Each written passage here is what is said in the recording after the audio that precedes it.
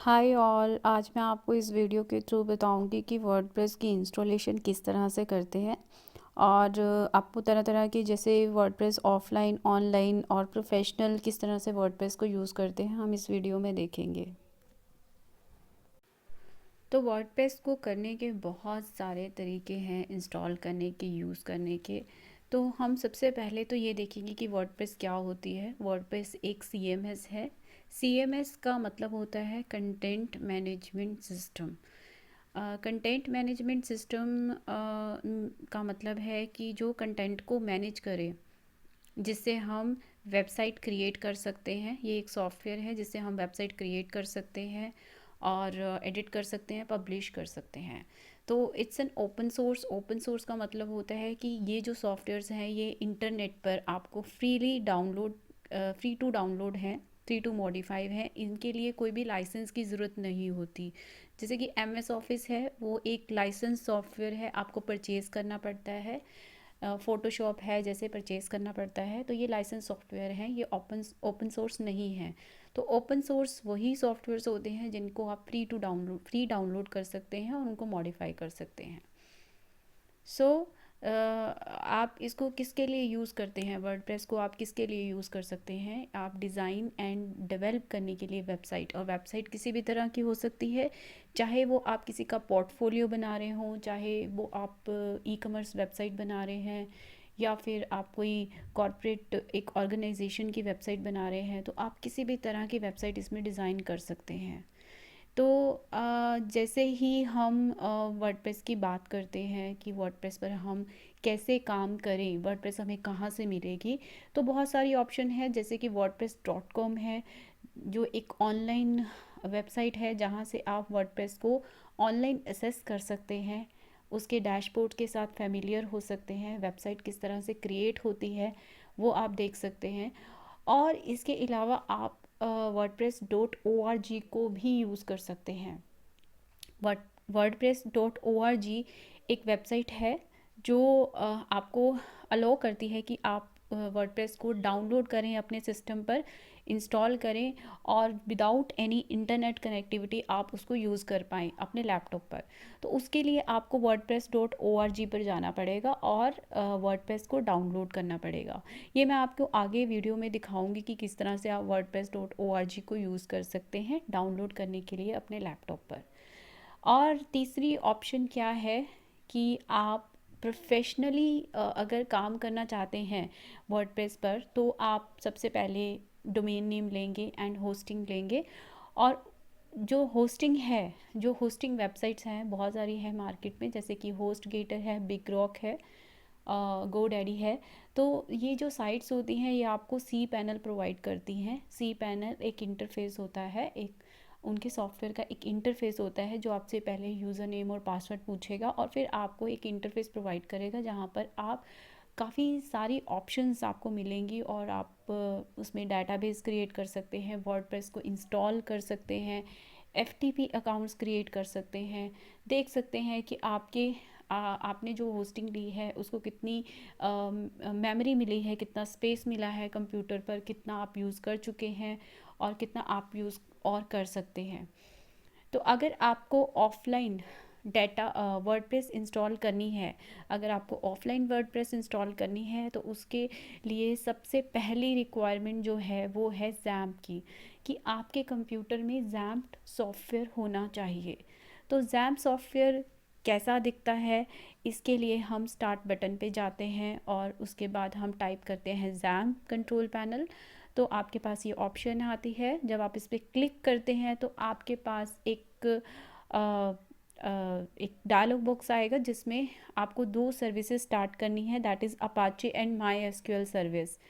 जब आप ये स्टार्ट कर देते हैं, इसके बाद आप वर्क करने के बाद आप जाएंगे न्यू टैब पर। अगर आपके पास जैम्प नहीं है तो आप एग्ज़ाम डाउनलोड कर सकते हैं। जैम्प 64 बिट डाउनलोड लिखेंगे गूगल पर और सबसे पहले लिंक पर आप क्लिक करेंगे और जैसे ही आप सबसे पहले लिंक पर क्लिक करेंगे आपके पास एक वेबसाइट खुलेगी और जिसमें आपके पास ये ब्लू बटन्स हैं जिसमें लिखा हुआ है डाउनलोड 64 बिट।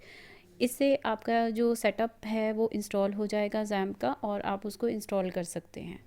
और अदरवाइज़ अगर आपको ये जानना है कि आपका ये जो लैपटॉप या डेस्कटॉप है 64 बिट है या 32 बिट है, तो आप पीसी करके टाइप करके यहाँ से आप राइट क्लिक करके चेक कर सकते हैं प्रॉपर्टीज़ में जाके कि आपका जो कंप्यूटर है वो 64 बिट है या 32 बिट है। जैसे कि ये मेरा कंप्यूटर जो है वो 64 बिट है, तो इसलिए मैंने जो जैम डाउनलोड की थी वो 64 बिट की थी।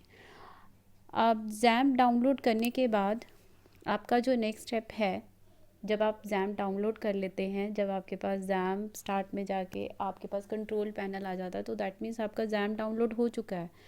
अब आपका नेक्स्ट स्टेप है कि आपने टाइप करना है नेक्स्ट टैब पर wordpress.org।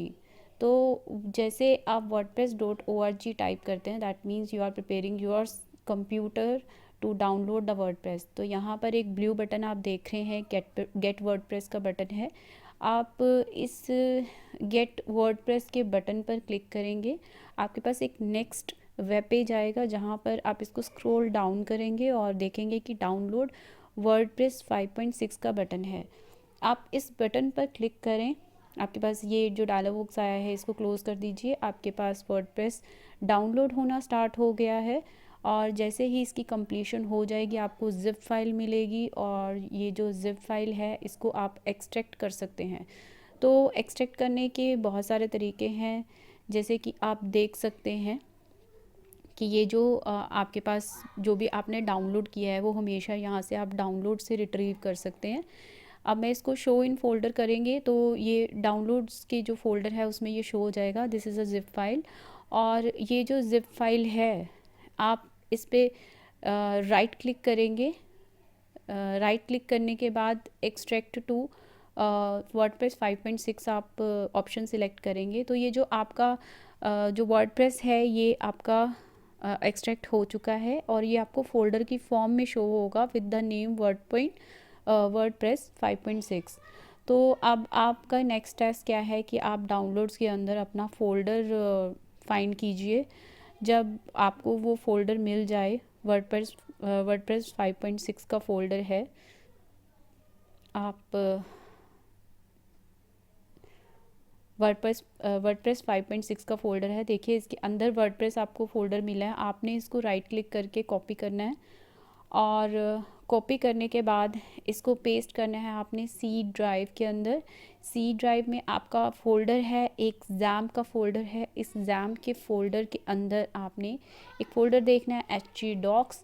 htdocs के अंदर आप इसको पेस्ट कर दीजिए। You can see the path in the URL। देखिए आप ऊपर देख सकते हैं कि सी ड्राइव जैम्प htdocs। अब मैंने इसको पेस्ट कर दिया है और जो इसकी फ़ाइल्स हैं जो हमने ज़िप फोल्डर में थी हमारे पास फाइल्स जहाँ से हमने कॉपी किया था, अब हम इसको सी ड्राइव जैम्प htdocs के अंदर पेस्ट कर रहे हैं। तो यहाँ तक आने के बाद हमारी जो वर्डप्रेस की डाउनलोड है वो कंप्लीट होती है और जो वर्डप्रेस इंस्टॉलेशन है वो अभी भी पेंडिंग है। तो वर्डप्रेस डाउनलोड, तो जैसे ही ये जो फाइल्स हैं ये ट्रांसफ़र कंप्लीट हो जाता है तो आपके पास एक फ़ोल्डर बना आएगा जो होगा वर्डप्रेस के नाम से और हम इसको नाम दे देंगे स्पोर्ट्स नाम दे देते हैं। सपोज़ हमारी स्पोर्ट्स की साइट है तो हम इसको स्पोर्ट्स का नाम दे देते हैं। अब हमारी नेक्स्ट टास्क जो होगी वो है हमारी इंस्टॉलेशन की। और तो हम क्या करेंगे, अब जैम को ऑन करेंगे। ऑन करने के बाद यहाँ पर ये जो दो सर्विसेज हैं अपाचे एंड माइस्क्ल, इनको स्टार्ट करेंगे। स्टार्ट करने के बाद आपने लिखना है लोकल होस्ट / आपने जो भी फ़ोल्डर जिस नाम से आपने पेस्ट किया था, जैसे हमने सी ड्राइव जैम्प htdocs में स्पोर्ट्स नाम से हमने फ़ोल्डर बनाया था, वर्डप्रेस का फ़ोल्डर था जिसको हमने रीनेम किया था स्पोर्ट्स, वो आपने टाइप करना है लोकल होस्ट / स्पोर्ट्स। और जैसे ही आप एंटर प्रेस करेंगे आपके पास ये स्क्रीन आएगी। इस स्क्रीन में आप बाय डिफ़ॉल्ट जो सिलेक्टेड है आपकी इंग्लिश लैंग्वेज उसको आप रहने देंगे और कंटिन्यू पे क्लिक करेंगे। अब ये जो स्क्रीन आई है इसमें आपने नेक्स्ट करना है एंड इसमें आपसे पूछेगा user name and password. User name हमेशा रूट होगा और पासवर्ड एम्प्टी। अब बात आती है डेटाबेस की जो हमने क्रिएट करना है। अब हम क्रिएट कैसे कर सकते हैं डेटाबेस को?